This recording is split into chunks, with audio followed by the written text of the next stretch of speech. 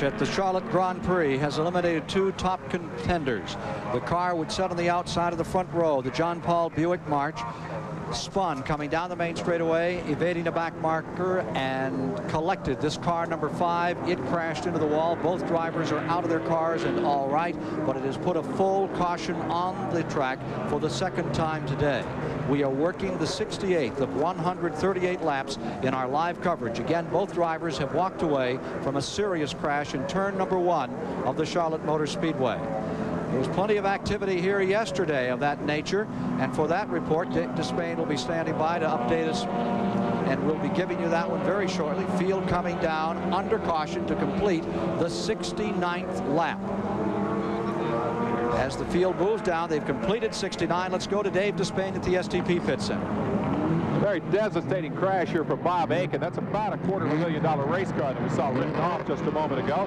And the demo derby aspect of that is rather familiar here, Ken, as you mentioned, because yesterday when the GTO and GTU cars, the smaller stock block cars, ran on this racetrack, let's just go back and take a look at the highlights. You'll see what we're talking about. Yesterday's race for Camel GT production cars was a battle of attrition. The hazards included fire, tire wear, and other cars. Through 2/3 of the distance, Mustang number 65, driven by Wally Dallenbach Jr. and John Jones, swapped the lead with the Toyota Turbo of Californian Dennis Ossie. Then this tangle sent both the early front runners to the sidelines and brought out a yellow flag. New leader Lynn St. James pitted and turned her Mustang over to co-driver Bruce Jenner.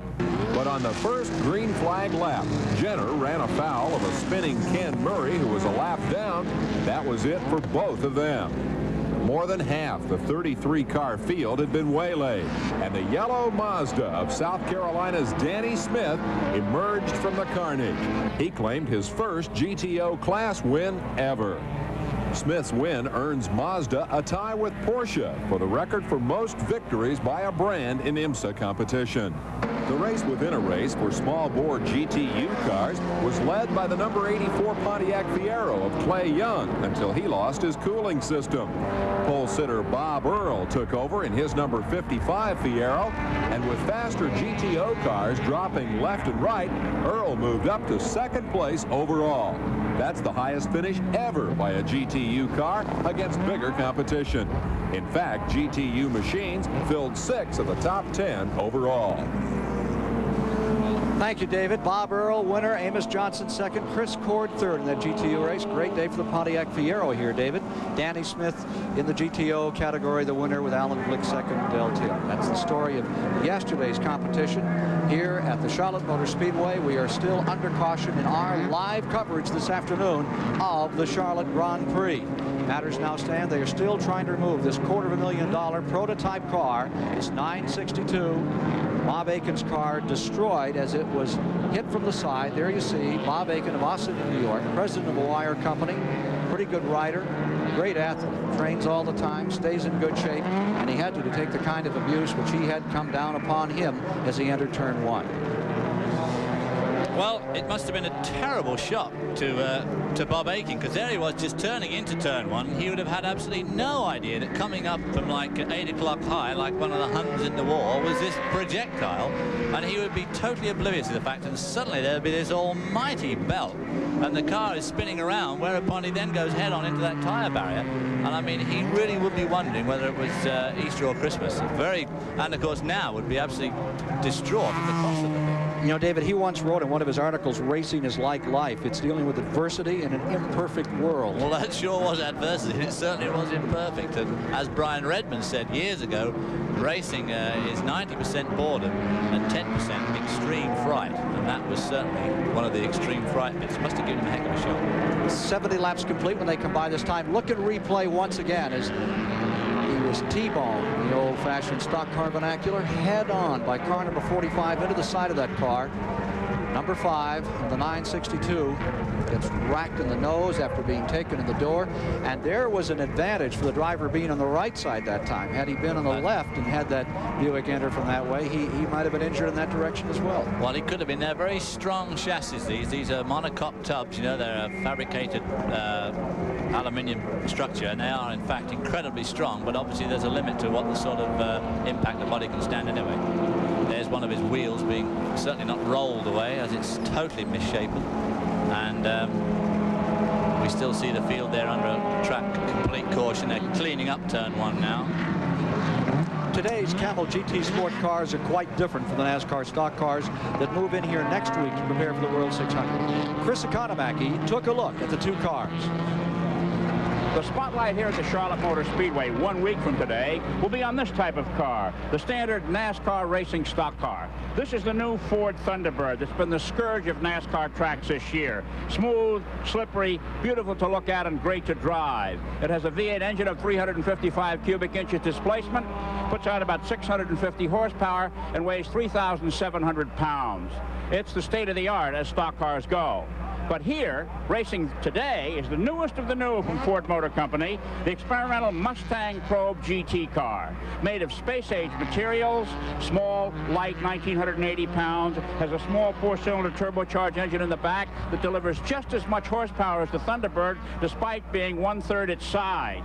The driver sits on the wrong side of the car, so to speak, the right-hand side, and the construction is unique in that it's modular. It's made in sections. Each section can be replaced in the event of trouble. Makes it very easy to build and very easy to fix.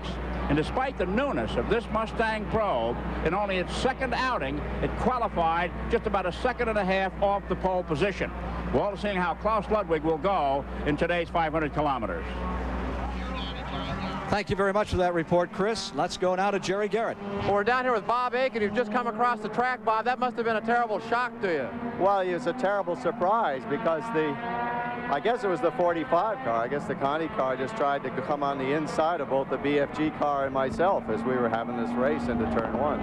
And I just never expected to see him there. The first thing I knew was when the crew chief said, "Watch out." And that was a split second before I hit him. And I mean, he shouldn't have been there. Nothing you can do in a situation like that. No, not a thing. You know, tore up both cars, I guess. Okay, well, you're all right, though. Oh, yeah, fine. Okay. Aiken walking away from what looked like sheer disaster as they went into the first turn. Well, he yet to see a replay of the incident, he doesn't realize quite exactly how serious it was. He thinks that John Paul was trying to outbrake him down the inside, whereas as we could see, it was obviously a lot, much more to it than met his eye. We've got a 1 lap to go from the starter, so this race should be under green any moment now.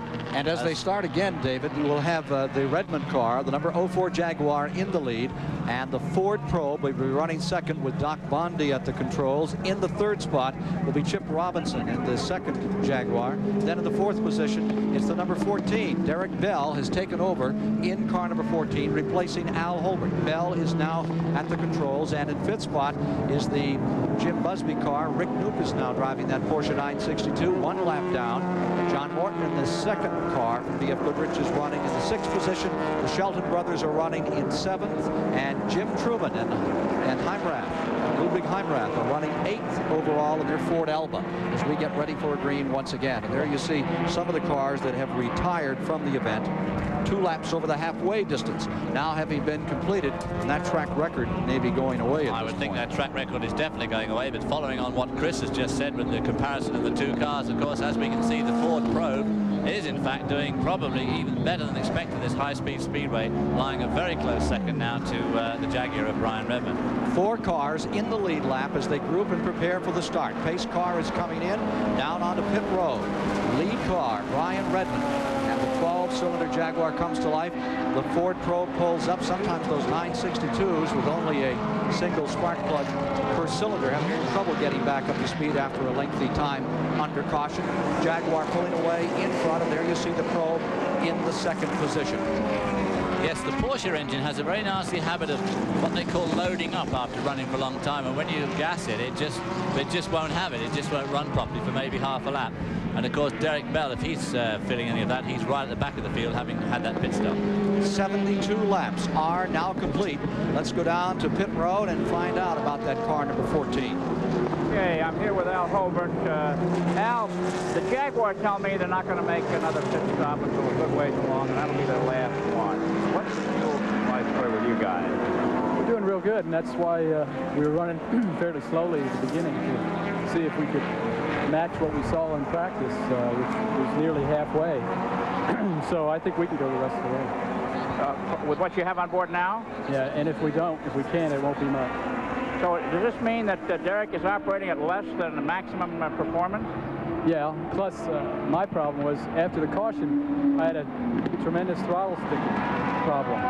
So I just couldn't drive it in the infield. I had to coast through the corners because I couldn't accelerate through them because I didn't know when it would, how far it would stick. So, you know, we elected to come in early and try to fix that. I don't know if it's fixed.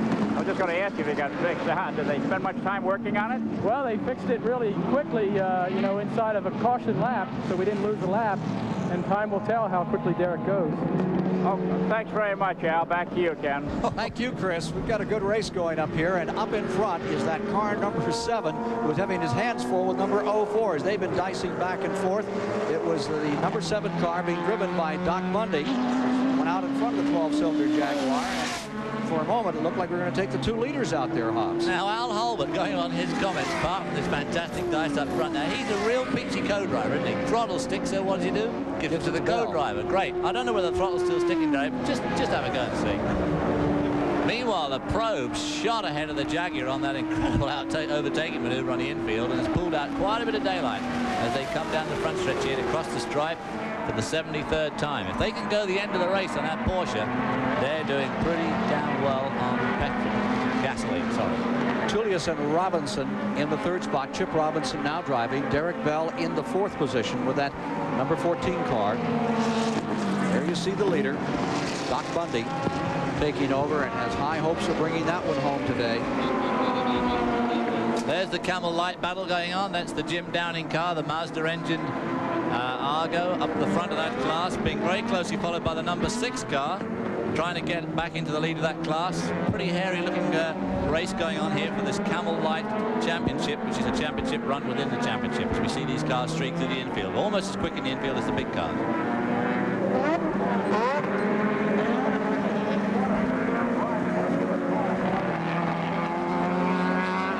Here's your leader once again, car number 7. That's the Bundy car there, and right behind him comes Brian Redman as they scream through the 24-degree banking in our live coverage here on Superstation WTBS. The Ford Probe pulls away a bit as it comes off turn number 4 of the Super Speedway. Then under heavy braking at turn number 1, the Jaguar catches him up. The Jaguar makes up a lot of ground on braking there, and the Jaguar actually is a little bit heavier than that Probe. But the Probe has been having trouble with the brakes this weekend, I've heard from the team people. And boy, the old Jaguar wound him in then on braking. There you see Redman. Infield portion of the course. Turn 3 is where they are now. Parallel to the back straightaway. Speed about 120, 125 miles per hour here. Slightly uphill into the turn 4 and now into turn 5 area. Passing that Mazda engine Camel Light car, rather strange looking device. Looks like a sort of short track car. 15, and it is a short track car. Yeah. It was built on a stock car chassis. ODS. They built that car for $15,000. They've been out running all day up here. Yeah.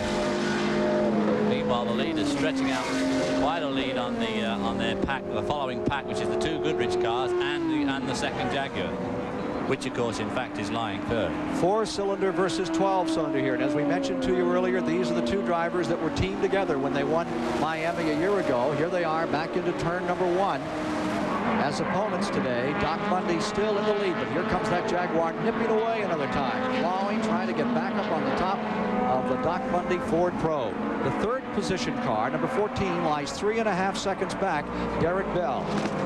10.5 seconds back. I think that his co-driver has dropped a minute, as they say, because his throttle must be sticking. I noticed him braking early here as these 2 cars are battling for the lead. Derek is losing ground on this dynamic duo up front. Look at old Derek giving Brian giving Doc Bundy a hard time there in the infield. The Bundy car is just a little bit forward, just a little bit quicker down the back straight. But the Jaguar quicker right here as it comes onto the straight. Point out to you that the Tullius Robinson, number 44, is 3rd, and that the Holbert Bell car is 4th at 10 seconds tenths off the lead. And the 5th spot is the 67 car, the B.F. Goodrich car of Busby and Duke, the 6th position Halsman and Morton car, and then in 7th, the Shelton brothers and Jim Truman and Ludwig Heimarth have brought their Ford Elba up into 8th. Now, the Camel Light cars are beginning to show on the board. Leading in Camel Light is Jim Downing's number 63, and he's 9th overall. And the Bill Alsop car has come up into 10th, Morgan and Elson. Well, they're going very well. That Morgan Alsop car, as you say, was a GTP car last year. They elected to put a smaller engine in it this year and run it in the Camel Light class, and going very, very strongly this afternoon. So the Ford stays out in front. The Jaguars running in the 2nd and 3rd position. And then it's Porsche running 4th, 5th, and 6th. More from Charlotte shortly. Continuing live coverage of the Charlotte Grand Prix is being brought to you today by Budweiser, the king of beers. For all you do, this Bud's for you. At the Charlotte Grand Prix, there are the leaders, still locked in it well, and you see the Jaguar moving back in to try to take that lead away another time. Car number 7 staying in front is the Doc Bundy car, and right behind him comes Brian Redman, and it has been a war all day for the lead. Now it's a 4-cylinder turbo versus a 12-cylinder automobile. A little bobble there, David. Yeah, the Jaguar using that terrific low-down power it's got, turning tightly there, gives the old tail a bit of a shake, and as they stretch out down the back straight, the probe is just a little bit quicker. Let's go to Dave Despain at the STP Pit Center. Ken, in stock car racing, there's so much talk about manufacturer and brand rivalry. That's one of the big keys to NASCAR competition. And it's one of the big objectives that IMSA has, to entice more manufacturers to come in. And look what we've got here. A brand new Ford team that was dogged with problems last year, couldn't make their prototype run. They come here with a new car, change engines just 5 minutes before the race. They finish the task and set it up in the front of the field in a great battle among 4 cars. Behind them, 2 Jaguars. They've been solid IMSA competitors for years. They're running 2nd and 3rd. They're considered the underdogs here on what's supposed to be a high horsepower flat-out track. And the Porsches, which worldwide dominate endurance racing, well, their best effort right now back in the 4th spot. It's a fascinating situation with 3 different brands involved. And I guarantee you that here in Charlotte, the heart of stock car competition, all the banks in town wouldn't hold the money the manufacturers are spending here. Ken? Here, David Hobbs, and what a battle this has been all day. Well, of course, Dave Despain has put his finger on the pulse. The manufacturer involvement in IMSA is tremendous, not only from the car manufacturers like these people here, Jaguar, but Ford, Buick, Chevrolet and BMW are rumored to be coming. We've got 4 major tire manufacturers. Whoa! The Jaguar in trouble leading the event. Just touched the wall there as the Dave White Porsche 935 failed to give him room on the banking. Again, this is one of those things in the drivers' meeting. Everybody was told in the slower cars to stay in the low line, but the probe coming into the pits. The Ford probe coming into the pits. Just passed moments ago by 04, and now car number 7 is on pit road. Doc Bundy eases down onto pit road. Something is amiss. Unscheduled stop here, David. 81 laps into the race. Well, it certainly looks like it. Rushing to change. No, that's interesting. Well, maybe they feel they can go from now to the end of the race then. But Doc Bundy certainly had a short stint and was doing all that could be asked of anybody during that stint. Bundy out, Klaus Ludwig back in once again in the Ford probe, and Brian Redman gets a little breathing room in the lead. The HOLBERT Bell car goes into 2nd place. It seems strange that they wouldn't have had that pit stop during that last long caution, which wasn't so many laps ago. Because a green stop like this, when you change the drivers and change the tires, just like NASCAR racing, a green stop is the worst stop you can possibly make. Well, in our live coverage, we'll try to give you the story on what is happening here with the Ford probe. They thought they're going to have worse fuel consumption in the Porsche, and if this is the case, obviously it seems to be considerably worse. Al Holbert thinking that they can go to the end of the race from now, and it won't stop. 2.1 liter engine trying to kick over. Probe trying to come out.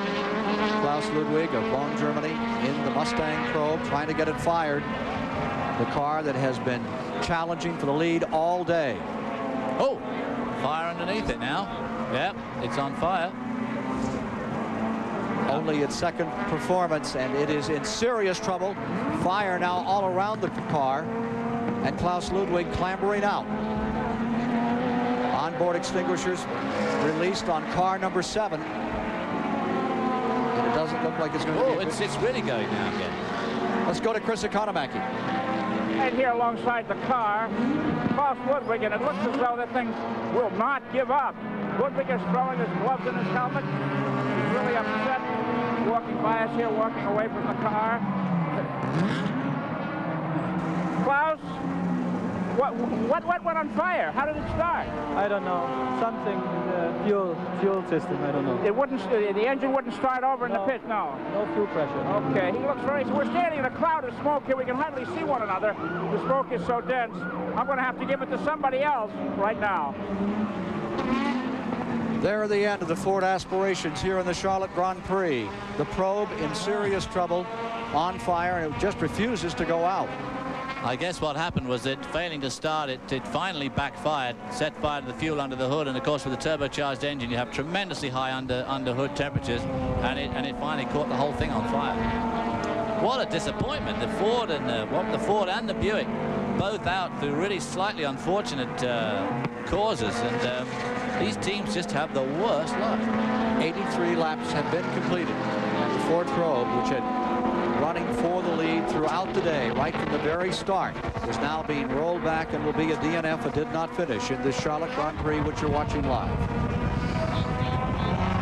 Okay, I'm down here with our camera crew as the crew wheels that 711 Ford back. It's a tough break. The car cost millions of dollars to design and build, and this was supposed to be where it really went. And one little backfire, just a backfire, caused all this damage. It's really a tough break for the Ford people. Klaus Ludwig and Doc Bundy drove so hard today. Back to you. Further indication of what might have caused this problem, Ken. Apparently, when Ludwig stalled on the backstretch and came slowly into the pits, the indication is that a fuel line perhaps broke or came loose. That's what caused the fuel pressure, and it's also what let the fuel into the system. And then in trying to restart the car, I checked out when Bundy came in, that was what caused the fire. It was apparently a rupture in the fuel system somewhere on the racetrack that started the problem, and now we've got another problem for the BF Goodrich machine. That's the Busby car, number 67, now being driven by Rick Knoop. He is spun from the in-car camera. You now see him coming back on the course out of the grass. The car is running 5th overall on the field, but what a terrible day for the Michael Krenefus team at Ford. That mid-engine car, which had shown such a stout heart, having trouble here, catching on fire on pit road, had to change a motor at the last moment. They had their hearts in their throats all during the morning as they tried to change the motor and get out here for the start, and made it by a matter of a minute or two to the line, then went out in front, and they have fought with everyone all day, with Al Holbert and with the Jaguars for supremacy in this event, now to have this happen. Well, of course, that just could be the legacy of that last-minute engine change. And there we see the Jaguar of Brian Redman with about an 11-second lead now over the Holbert Bell Porsche. Derek Bell driving the moment. Brian using up most of the road there as he streaks around this track, trying to get his second win in the 1985 IMSA Championship. The car looking very smooth, not leaving any rubber. I do think Derek Bell has got a sticky throttle problem. He's braking early for some of the corners, and of course a sticking throttle is guaranteed to make you want to do that. There we see him going up onto the bank. The bodywork looks sort of a little bit flexible, doesn't it? Indeed it does. Yeah, right rear looks like there's something to miss on the lead car, number 04 of Brian Redman and Hurley Haywood. Stay tuned as we follow the story of Jaguar trying to win the second IMSA race, the Charlotte Grand Prix of 1985 for this team. A moment ago, as it was going down into turn number 3 of the super speedway with an apparent turbo problem on that 962, and the 4th place car overall in the race in trouble. Another late report, Chris Economaki of the National Speed Sport News is reporting that the throttle seems to be okay on car number 14. Oh, well, so much for my expert analogy, but it's dropping back from the Jaguar. He's gradually losing ground on Brian Redman. He's now 13 seconds behind, nearly 14 seconds behind. That car's obviously either had turbo failure or a piston's burn, both of which give signs similar to the ones we just saw as he returned to the pit. Bodywork going back on the 962 of number 68 and getting ready to come back out is this car. They're still working on it. Meanwhile, there's that OVS car, number 34, about to be overlapped another time by 04. Brian Redman going for his second win of the season for Team Jaguar. Here he is up on the banking. Route 44 with this car, and what a great moment for him it is, as Holbert and Bell are lying better than 10 seconds back in second place.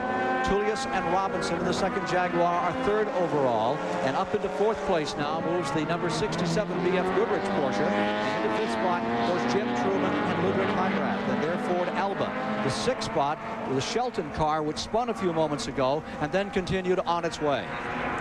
There we see the Busby Knoop car with Rick Knoop at the wheel at the moment, going along in his fourth spot. Let's take a look at that spin just a moment or two ago here, David. Here is the 67 Busby car. Ooh, he got nudged.